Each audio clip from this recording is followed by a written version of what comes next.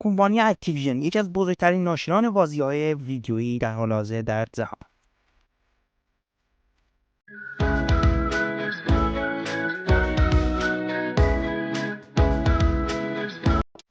سلام و درود.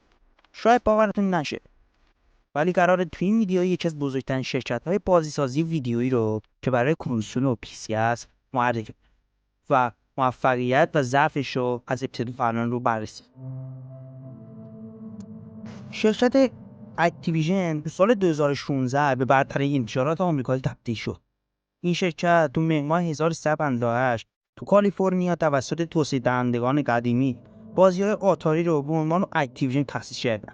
ولی کارمندای این شرکت ناراضی بودن چون می‌خواستن برای خودشون کنسول خارجی آتاری 2600 رو طراحی کنن. و اما شرکت اکتیویژن تو اون دوران اولین شرکت مستقل در زمینه انتشارات بازی‌های ویدیویی بود. پس از سقوطش صنعت بازی‌های ویدیویی تو سال 1983 به طی این 2 سال درآمد این شرکت از 3.2 میلیارد دلار به 100 میلیون دلار رسید. شرکت‌های دیگه می‌خواستن راه این کمپانی اکتیویژن رو ادامه بدن و اما اکثر این شرکت‌ها باعث می‌شد که صدمه بزنن به این شرکت ولی نتونستن راهشو ادامه بدن. پس از مدتی زین لیوای جایگزین بروس دیویس شد. تو اون زمان مدیر این کمپانی بود. زین لیوای نام شرکتش رو مدیا زینیک قرار داد. به سراغ خرید و فروش نرم افزارهای کامپیوتری رفت. البته این کمپانی خیلی زود بدهی‌های بالا آورد و در نهایت به مبلغ 500,000 دلار توسط بابی کویت گروه کوچیکی از سرمایه‌گذارهای اروپایی به فروش کرد. او توی اجرای تازه‌ای به این شرکت داشت و با اخراج اکثر کارمندان قبلی انتقال شرکت به لس آنجلس و برگردوندن نام اکتیویژن به این شرکت رونق زیادی داد. اکتیویژن یکی از ارزشمندترین کمپانی‌های بازیسازی در حال حاضر. شرکت اکتیویژن بلیزارد یکی از ارزشمندترین کمپانی‌های بازیسازی دنیاست. برای به دست آوردن ارزش مالی شرکت باید تعداد سهام اون رو به قیمت هر واحد ضرب کنه که حدود 60,000 میلیارد دلار میشه.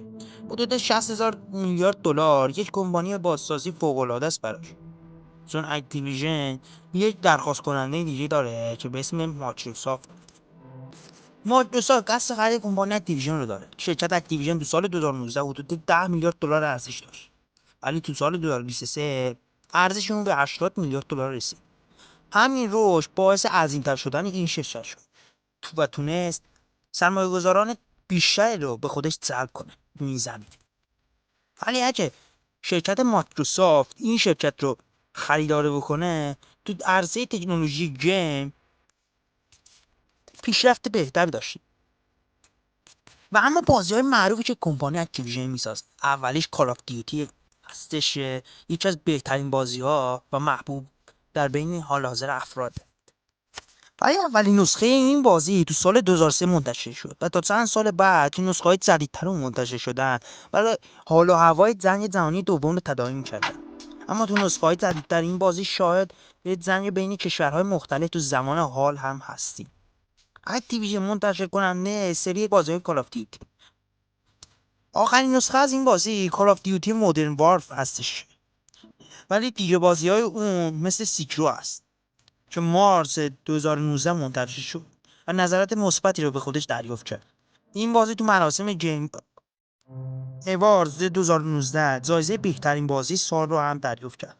از دیگر بازی‌های این شرکت میتونیم به بازی‌های مثل دیزیدنی و کرش بندکویت اشاره کرد که هر کدوم از اون فضای جذاب و هیجان‌انگیزی رو به خودشون دارن. امیدوارم از این ویدیو خوشتون اومده باشه. حتما کانال ما رو دنبال کنید تا داناتر بشید.